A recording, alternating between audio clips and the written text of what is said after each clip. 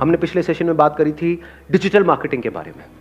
अगर हमको digital marketing आती है तो हम किसी रिमोट एरिया में भी बैठ करके पूरे वर्ल्ड को कैप्चर कर सकते हैं। अब कैसे करना है उसको आज डिस्कस करते हैं।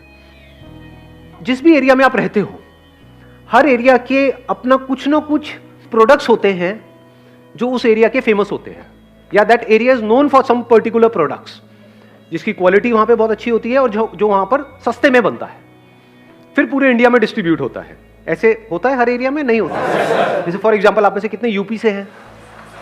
यूपी में एक जगह है खुर्जा, सुना है इसके बारे में आप लोग? खुर्जा का क्या फेमस है? पॉटरी। पॉटरी पता है ना क्या होती है? गमले होते हैं, ये होता है, वो होता है, पॉटरी प्रोडक्ट्स, प्लेट, ये वो व्हाटएवर, है ना। सेरेमिक भी बोलते हैं उसको शायद। तो पॉटरी की वहां पर बहुत सारी इंडस्ट्रीज है, बहुत सारी फैक्ट्रीज है। वहां पर जो चीज 100 रुपए की मिलती है, वो अगर आप यहां पर जाकर के थोड़ा सर्वे करोगे, दिल्ली में, बॉम्बे में, ऐसी जगहों पे, तो वहां पर वो 500 रुपए से 1000 रुपए, 2-2000 रुपए तक की मिलती है। इतना डिफरेंस है। तो अगर आप वहीं पर रह करके, उसी एरिया में रह करके, ऐसे गुजरात में कुछ एरियाज है जहां की मान लो साड़ी फेमस है, कहीं का कुछ फेमस है, कहीं का कुछ फेमस है, कुछ ऐसा जिसको आप पूरे वर्ल्ड में एक्सपोर्ट कर सको, मतलब पूरे वर्ल्ड को टारगेट कर सको। चलो वर्ल्ड को भी अभी हटा देते हैं शुरू के लिए, इंडिया से आप शुरू कर सको। तो अगर आपको डिजिटल मार्केटिंग आती है तो ये कितना मुश्किल है आपके लिए, अगर एक्चुअल में आती है तो। और मैं यहां पे डिजिटल मार्केटिंग के साथ एक चीज और ऐड कर देता हूं, अगर एक्चुअल में आप सीरियस हो बिजनेस को लेकर के, तो आइडियाज इंपॉर्टेंट नहीं है, प्रोडक्ट बनाना इंपॉर्टेंट नहीं है, मार्केटिंग सीखना ज्यादा इंपॉर्टेंट है। आपने कुछ आइडिया भी बड़ा कमाल का आपके माइंड में आ गया, या आपने कहीं से सुन लिया, या मेरा ही कोई आइडिया सुन लिया और सुन करके उसको करने लग गए, लेकिन मार्केटिंग की एबीसीडी भी नहीं पता है, फेल हो जाओगे। तो marketing is more important than manufacturing. और इनफैक्ट आपको मजेदार बात बताता हूं, अगर आज की डेट में आप कोई भी प्रोडक्ट खरीदोगे, कैसा भी प्रोडक्ट, उसमें ध्यान से आप पैकेजिंग में पढ़ोगे ना, तो उसमें क्लियर लिखा होता है manufactured by and marketed bye. Even the biggest of brands वो भी यही कर रहे हैं, वो खुद नहीं बनाते हैं। ऐसा लगता है हमको कि वो खुद बना रहे हैं, खुद नहीं बना रहे, कोई और बना रहा है, वो मार्केटिंग कर रहे हैं। छोटे से छोटा ब्रांड, बड़े से बड़ा ब्रांड, सब यही कर रहे हैं आज की डेट में। तो अब इसको थोड़ा ध्यान से समझते हैं कि अगर मार्केटिंग सीखनी है तो अब क्या करें। एक बुक है फिलिप कोटलर की, marketing management by Philip Kotler. इतनी मोटी बुक है, पढ़ने में कुछ दिन लगेंगे, लेकिन अगर आप एक्चुअल में सीरियस हो बिजनेस को लेकर के, पढ़ लो एक बार। एक बार में समझ ही नहीं आए। हाँ, वो एक बार में समझ नहीं आएगी, 2 बार पढ़ो, 3 बार पढ़ो, 4 बार पढ़ो। पढ़ने में कुछ जा तो नहीं रहा है ना। और किस लिए पढ़ रहे हो? कोई एग्जाम देना है जाकर के, कहीं से नंबर आएंगे, या कोई आपको नंबर देने वाला है? किस लिए? कि भाई बिजनेस करना है तो मार्केटिंग आनी ही चाहिए, आपका माइंड मार्केटिंग माइंड होना चाहिए। तो आप ऐसी ऐसी जगह पे बिजनेस देख लोगे, ऐसी छोटी मोटी जगहों पे जो सुनते ही आदमी कहेगा ये क्या है, ये कोई काम है, वहां पर भी आपको बड़े बड़े बिजनेसेस नजर आएंगे, अगर मार्केटिंग माइंड है तो। मार्केटिंग माइंड नहीं है तो बड़े से बड़ा भी आइडिया आपके सामने पड़ा होगा, आप उसको भी छोटा बना दोगे, छोटी सोच में फिट कर दोगे। मार्केटिंग से चीजें बड़ी होती है। तो ये बुक आपने ले ली, चाहे इसकी ई बुक ली, चाहे फिजिकल कॉपी ली, और इसको 2 बार पढ़ लिया, 3 बार पढ़ लिया, 4 बार पढ़ लिया, जब तक ये समझ ना आ जाए। अगर ये समझ नहीं आ रही तो बिजनेस मत करो ना, क्यों कर रहे हो?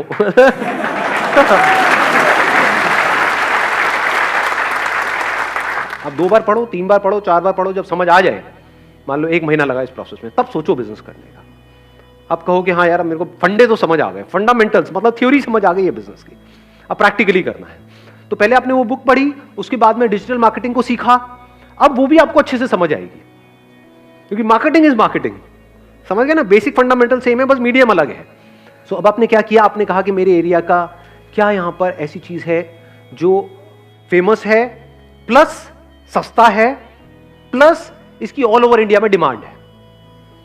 ऐसा भी ना हो कि आपके एरिया में कोई चीज बनती है खाने पीने की, लेकिन और जगह पे उसमें किसी का कोई इंटरेस्ट ही नहीं है, या फिर अगर वो बनती भी है तो वो बनते ही 2 घंटे पे खराब हो जाती है। अब आप कहोगे मैं इसको पूरे इंडिया में करूंगा, तो तब तक तो भाई काम हो जाएगा। तो आपको क्या करना है, ऐसा कोई प्रोडक्ट ढूंढना है जिसको आप भेज भी सको। अब पॉटरी में क्या प्रॉब्लम आने वाली है, जैसे ही आप उसको कुरियर करोगे, there is a strong possibility वो टूटेगा। तो आपको यहां पे इस बिजनेस में सबसे पहले क्या फिगर आउट करना है, पैकेजिंग। साड़ी में ये प्रॉब्लम नहीं है, सूट में, लहंगे में, इन सब चीजों में ये प्रॉब्लम नहीं है, बट इसमें तो है ना। तो पैकेजिंग को आपको फिगर आउट करना है, और वो फिगर आउट करना कोई बहुत बड़ी बात नहीं है, उसमें दिमाग दौड़ाना है कि कैसे मैं थर्मोकोल लगा करके ये वो इतना मोटा लगाता हूं। तो उसमें थोड़ा एक्सपेरिमेंट करके भी देख सकते हो। कुछ पैक किया, यहां से किसी को, अपने किसी रिलेटिव को कुरियर किया, जैसे मान लो वहीं पे रहते हो, यूपी में, मेरठ में, या वहाँ पे कहीं भी आप रहते हो, तो वहाँ से आपने कहीं किसी को कोरियर किया, फिर पूछा फ़ोन करके, दिल्ली में, बॉम्बे में आपके रिलेटिव्स रहते होंगे, इसको क्या बोलते हैं, R&D, मतलब रिसर्च एंड डेवलपमेंट, समझ गए? आपने अलग अलग तरह की पैकिंग करके भेजा, उस पर नंबर लिख दिया 1 2 3, आपने पूछा अच्छा कौन सा सबसे बेस्ट कंडीशन में आया है, कौन सा टूट गया है। तो आपने जब ये R&D कर लिया और आपको कॉन्फिडेंस आ गया है कि मैं इस तरीके से भेज सकता हूं, अब आप क्या कर सकते हो, एक वेबसाइट बना सकते हो, क्योंकि डिजिटल मार्केटिंग आती है आपको।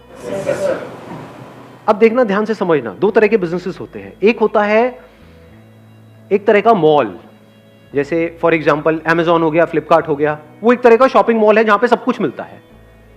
एक होते हैं स्टोर्स ऑनलाइन, जहां पे एक पर्टिकुलर नीश सेगमेंट को टारगेट किया जाता है। नीश होता है मतलब इतने बड़े में से एक छोटे से सेगमेंट में आप एक्सपर्ट बन गए। जैसे ये वाली वेबसाइट्स भी हैं, प्लस ग्रोसरी की भी वेबसाइट्स हैं। हाँ, जबकि वहां पे ग्रोसरी भी मिलती है, फिर भी ग्रोसरी की एक अलग वेबसाइट है। बच्चों के प्रोडक्ट्स भी वहां पर मिलते हैं, लेकिन बच्चों के प्रोडक्ट्स की कुछ वेबसाइट्स हैं जो बहुत सक्सेसफुल हैं। तो वो क्या हो गए, वो स्पेशलाइज्ड हो गए एक पर्टिकुलर एरिया में। तो आप भी कुछ ऐसे ही करने वाले हो। आपको क्या करना है, एक नीश को आपने पकड़ लिया। नीश क्या है, पॉटरी को पकड़ा for example.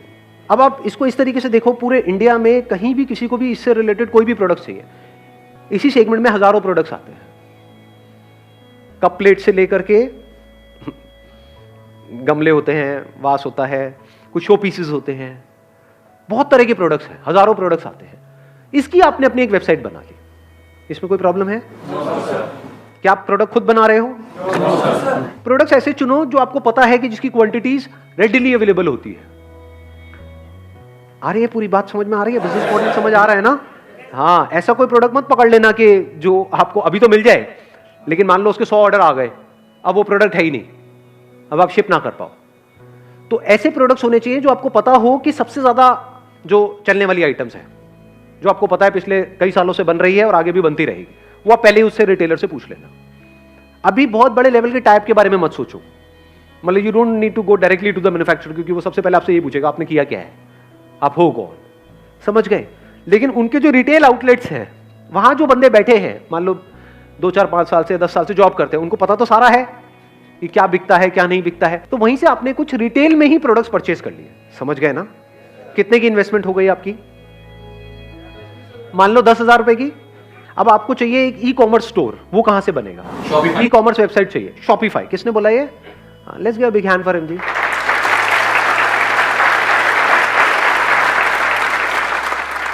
Shopify is the best platform अगर आपको अपनी वेबसाइट बनानी है या एक ई कॉमर्स स्टोर बनाना है।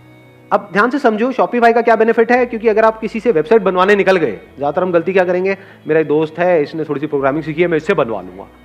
आप भी मरोगे, वो भी मरेगा, वो वेबसाइट कभी तैयार ही नहीं होगी। बनाते रहो और उसके बाद इतने बग्स होंगे उसके अंदर, बग्स पता है ना?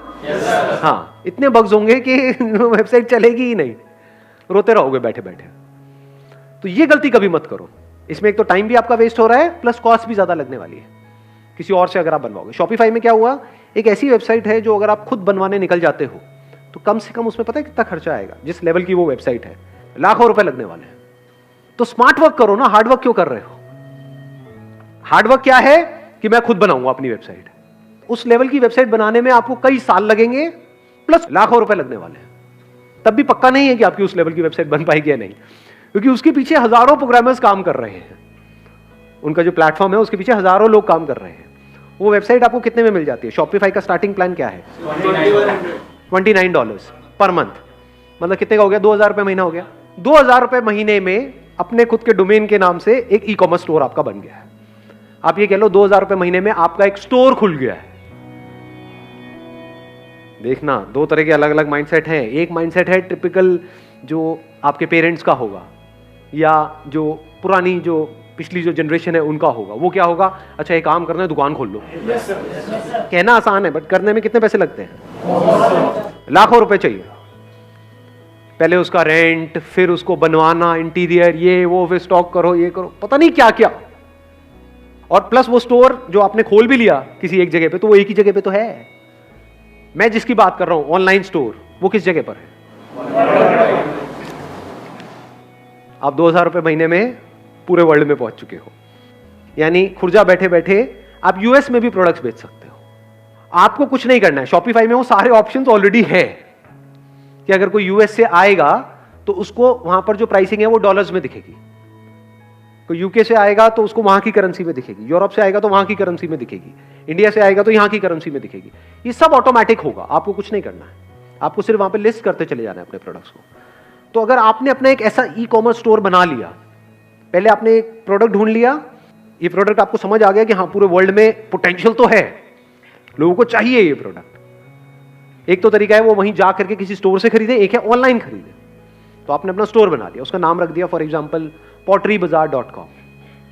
बाजार इसलिए क्योंकि बाजार is not just an Indian word, ये यूएस में भी लोग समझते हैं। तो नाम भी आपने ऐसा रखा जो इंटरनेशनली लोगों को समझ आए, मतलब इंडियंस को भी समझ आया, बाहर को भी समझ आया, सबको समझ आ गया। सो अब आपने क्या किया, अपना एक स्टोर बना लिया। उस स्टोर में आपने क्या किया, कुछ प्रोडक्ट्स खरीद लिए। एक तरीके से वो आपके पास में बेसिक स्टॉक हो गया कि अगर एकदम से एक प्रोडक्ट का ऑर्डर आ गया तो वो तो आपके पास ही पड़ा है, वो आपने एज इट इज दे दिया। 50 प्रोडक्ट्स भी लिया, ऑन एन एवरेज 200 रुपए की भी आपको कॉस्ट आई, तो कितनी की इन्वेस्टमेंट हो गई?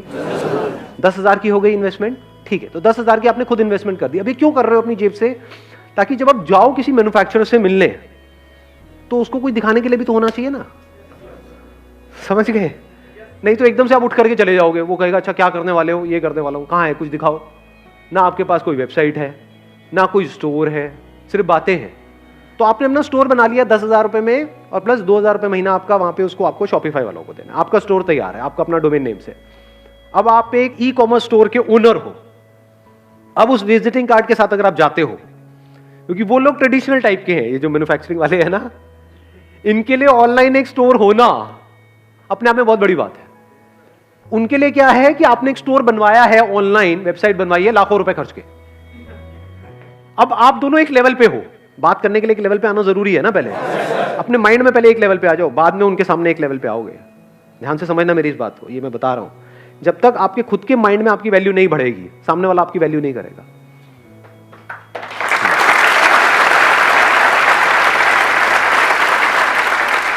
आप कौन हो? आप फाउंडर एंड सीईओ हो पॉटरी बाजार के।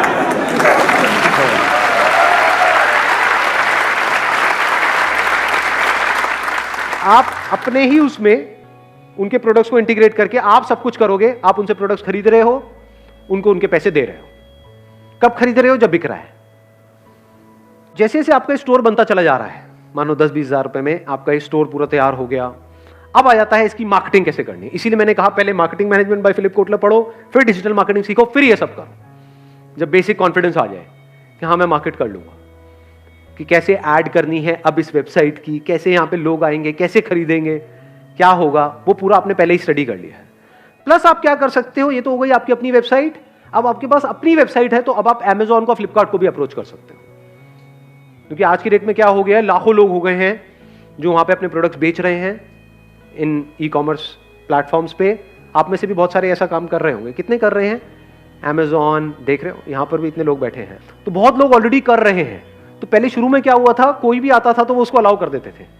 आज उनके भी अपने नॉर्म्स स्ट्रिक्ट होते चले जा रहे हैं, अब वो हर किसी को नहीं लेते हैं। But if you have your own e commerce store, अब अगर आप इन लोगों को अप्रोच करते हो, Amazon को, फ्लिपकार्ट को, तो अब आप एक लेवल पे हो, तो वो भी आपको सीरियसली लेंगे। बिना किसी ऑनलाइन स्टोर के आप वैसे ही उनसे बात करते हो तो वो आपको ऐसे देखेंगे कि हाँ ठीक है, हमको हजारों लाखों लोग अप्रोच कर रहे हैं, आप भी उसी में से एक हो। बट अगर आपके पास में कुछ है, कुछ इंटरेस्टिंग, तो वो आपको सीरियसली लेंगे। आप समझे मैंने क्या बोला है? तो आप खुद भी डायरेक्टली भी कर रहे हो अपनी वेबसाइट के थ्रू पूरे वर्ल्ड में, प्लस इनके थ्रू भी कर रहे हो। प्लस अगर विजन और बड़ी है तो ebay.com को भी आप अप्रोच कर सकते हो। उनकी दो तरह की वेबसाइट है, एक .com है, एक .in है। .in मतलब इंडिया के लिए हो गई, .com मतलब अगर उस पर आपका प्रोडक्ट लिस्ट हो गया तो आप यहीं बैठे बैठे, मतलब खुर्जा में बैठे बैठे आप यूएस की मार्केट को भी कैप्चर कर सकते हो, जहां पे वो लोग डॉलर्स में पे करेंगे। और उनके लिए अगर उनको चीज समझ आती है तो पैसे मायने नहीं रखते हैं। अगर एक प्रोडक्ट आपको मान लो $1 का पड़ रहा है और वो आपने $10-20 का भी बेच रहे हो तो कोई बड़ी बात नहीं है। और कितना बिक सकता है उसकी कोई अपर लिमिट है ही नहीं। और ये सब जो मैं कह रहा हूं ना, ये मत समझना ये सब थियोरेटिकल है, लोग ऐसा कर रहे हैं। बहुत लोग इंडिया में ऑलरेडी ऐसा कर रहे हैं, लेकिन किसी को पता नहीं है, क्योंकि कोई किसी को बताता नहीं है। ये सारे पत्ते खुल रहे हैं अभी यहाँ पर। ये सारी इंफॉर्मेशन अंदर की जो है ना, ये इनसाइड इंफॉर्मेशन है, ये लीक हो रही है।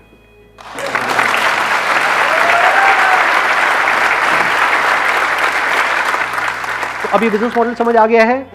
आपका एक स्टोर बन गया potterybazaar.com और प्लस आपके और स्टोर्स खुल गए हैं और अलग अलग ई कॉमर्स जो पॉपुलर जो वेबसाइट्स हैं जो बहुत बड़े लेवल पे ऑपरेट कर रही है, वहां पर भी एडवर्टाइजिंग के ऑप्शंस होते हैं कि जैसे ही वहां पे कोई मान लो कप प्लेट सर्च करेगा तो अब वहां पर भी Amazon पे भी ऐड कर सकते हो।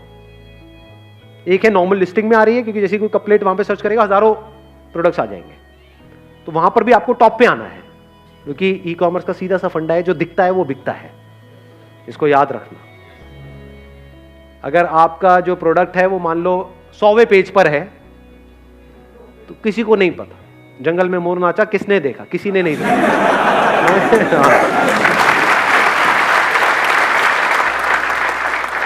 तो यहां पर आपको डिजिटल मार्केटिंग काम आने वाली है क्योंकि ज्यादातर लोग क्या करते हैं, अपना स्टोर तो खोल देते हैं, फिर किसी ना किसी को हायर करते हैं अपनी मार्केटिंग करने के लिए। अब जिसको हायर करेंगे वो और भी 20 बंदों का काम कर रहा है, तो वो ज्यादा एफर्ट लगाएगा या आप खुद करोगे तो ज्यादा एफर्ट लगाओगे। समझ गए ना स्ट्रेंथ? इसीलिए मैंने शुरू कहां से किया था, मार्केटिंग, डिजिटल मार्केटिंग, और फिर अब आप इस पूरे डिजिटल वर्ल्ड को कैप्चर करते चले जा रहे हो। यहां पर लोग ऑलरेडी इस बिजनेस मॉडल के थ्रू कितना कमा रहे हैं, कुछ आइडिया है? महीने का कितना कमा रहे हैं? लाखों और करोड़ों। मैं कमाई की बात कर रहा हूं, सेल की बात नहीं कर रहा हूं।